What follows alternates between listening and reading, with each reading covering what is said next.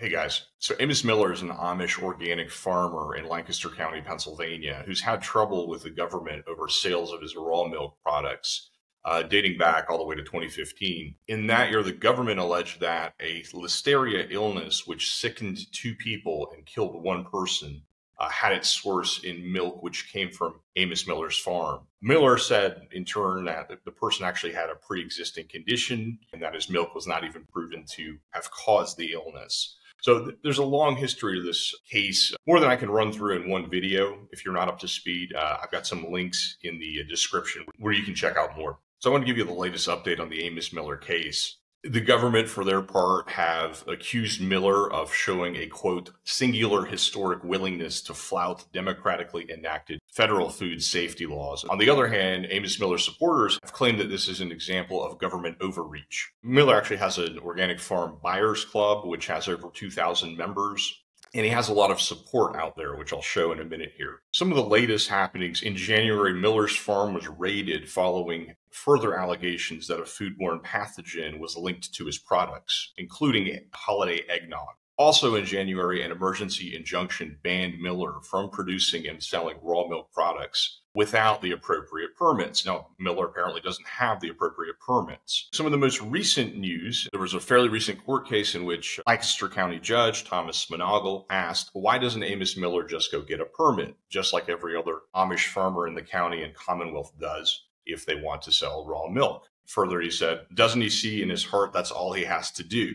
Well, the answer there is that the permit actually only solves part of Miller's problem. The thing is, he sells raw milk and certain types of cheeses, which would be covered under the permit, but he also sells a lot of other products, including, quote, butter, soft cheeses, and Pennsylvania only gives permits for hard cheeses, kefir, and colostrum, which I didn't know what this was, and if you're eating, you may want to pause. It's the first substance produced by mammary glands after giving birth. So in other words, even if Miller wanted to get a permit, it wouldn't cover the sales of apparently a lot of his products. His lawyer, Robert Barnes, was saying things are getting dire. He said in a recent report, if he can't get any product to anybody for another month, he's bankrupt and it's over anyway. I have another thought on that, which I'll explain in a minute here. That maybe he won't be bankrupt after all. So Miller has a lot of supporters. They recently came out in his support in front of the Lancaster County Courthouse when he had one of his hearings. Both in the Amish and the non-Amish community, I would guess his non-Amish support might even be greater just because he's got a lot of customers outside of the Amish. And this case has gotten national attention, especially in recent weeks and months. He's become something of a political symbol. For example, this is a quote from Penn Live. Earlier in the day, dozens of Amish men and women crowded the sidewalk in front of the courthouse in downtown Lancaster.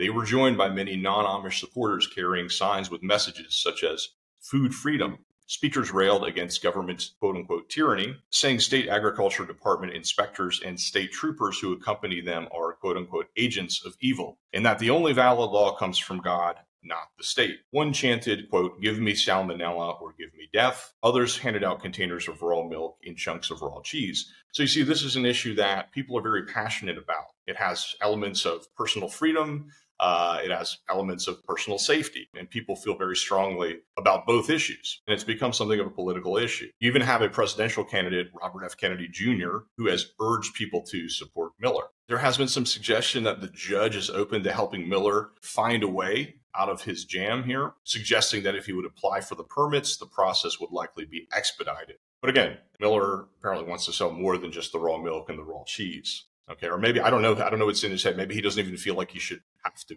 get the permits. I don't know where he's at there. Other Amish, of course, as the judge suggested, do get those permits when they are selling raw milk products. So one of the latest issues, and then I'm going to explain why I think Miller's going to be okay. Miller has talked about also wanting to continue to sell his products out of state. And he's saying that this may cause harm to his customers. In fact, his attorneys wrote that he will face, quote, substantial irreparable injury if he can't sell to those out-of-state customers.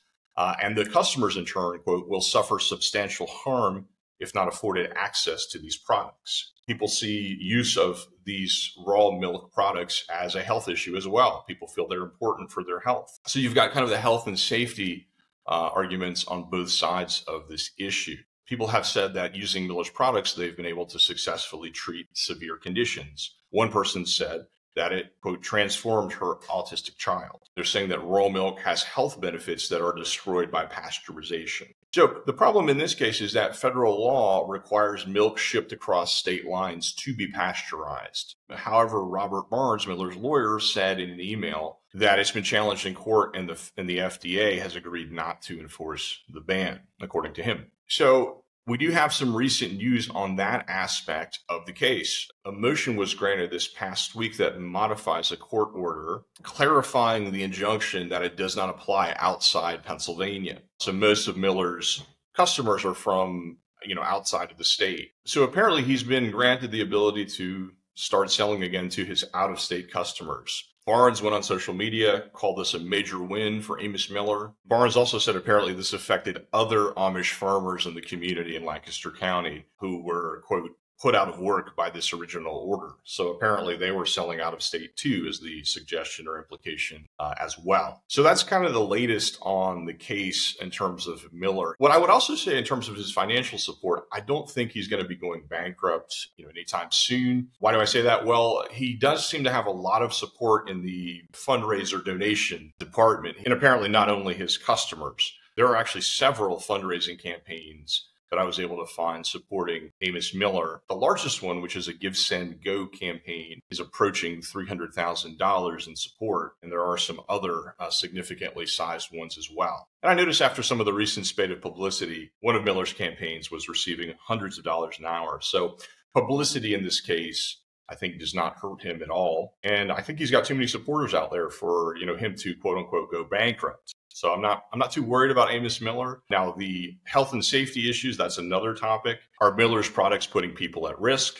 The government certainly seems to think so. Now, a lot of his customers certainly seem to think the opposite, saying that his products are even helping them to be healthier. So you kind of have two sides here making similar arguments. And then you also have the aspect of, this is our personal freedom. We should be able to make the decision of whether we want to consume these raw milk products or not. So my personal experience with this in the Amish, I have consumed raw milk on many occasions. I didn't have any problem. I've never gotten sick after drinking raw milk, but I'm not a promoter or evangelist for raw milk products, for organic products. I think there's obviously a market for them.